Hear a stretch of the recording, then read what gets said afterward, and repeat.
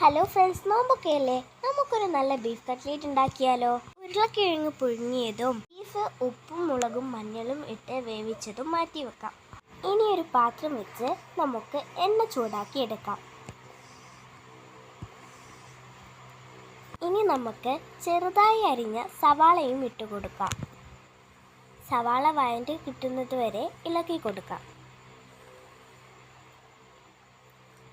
സവാള പെട്ടെന്ന് തന്നെ വഴണ്ടി കിട്ടാൻ വേണ്ടി അല്പം ഉപ്പും കൂടി ചേർത്ത് കൊടുക്കാം.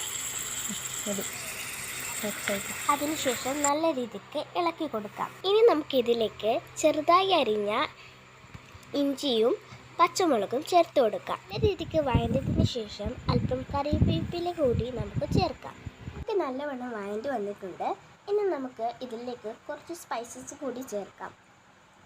മഞ്ഞൾപ്പൊടി, ഗരം മസാല, കുരുമുളക് എന്നിവ ചേർത്ത് മസാലപ്പൊടികളുടെ പച്ചമണം മാറുന്നത് വരെ വഴറ്റിയെടുക്കുക.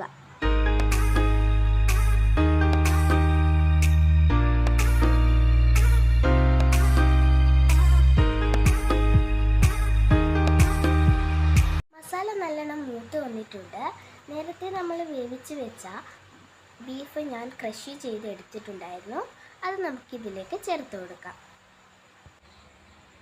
നല്ലവണ്ണം മിക്സ് ചെയ്തെടുത്തിട്ടുണ്ട്. നേരത്തെ നമ്മൾ വേവിച്ചെടുത്ത ഉരുളക്കിഴങ്ങ് ഞാനൊന്ന് ഉടച്ചെടുത്തിട്ടുണ്ട്. അതും കൂടി നമുക്കിതിലേക്ക് ചേർത്ത് മിക്സ് ചെയ്തെടുക്കാം.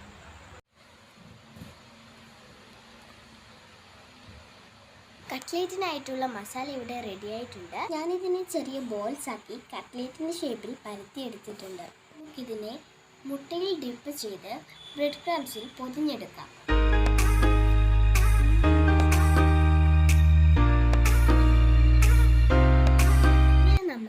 എല്ലാ കട്ട്ലേറ്റും പൊതിഞ്ഞെടുക്കാം. ഇനി നമുക്ക് ഒരു ചീനച്ചട്ടി വെച്ച് അതിലേക്ക് അല്പം എണ്ണ ഒഴിച്ച് ചൂടാക്കിയെടുക്കാം.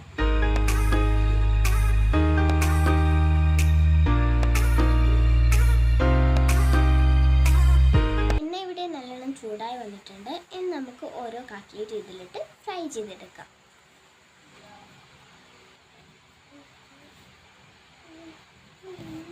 കട്ട്ലേറ്റ് ഇവിടെ ഫ്രൈ ആയി ബ്രൗൺ കളറായി വന്നിട്ടുണ്ട്. ഇനി നമുക്ക് ഇതിനെ മാറ്റി വെക്കാം. ബാക്കി വന്ന കട്ട്ലേറ്റും നമുക്ക് ഇതുപോലെ തന്നെ ഫ്രൈ ചെയ്തെടുക്കാം. ബാക്കി വന്ന എല്ലാ കട്ട്ലേറ്റും നമ്മൾ ഫ്രൈ ചെയ്തെടുത്തിട്ടുണ്ട്.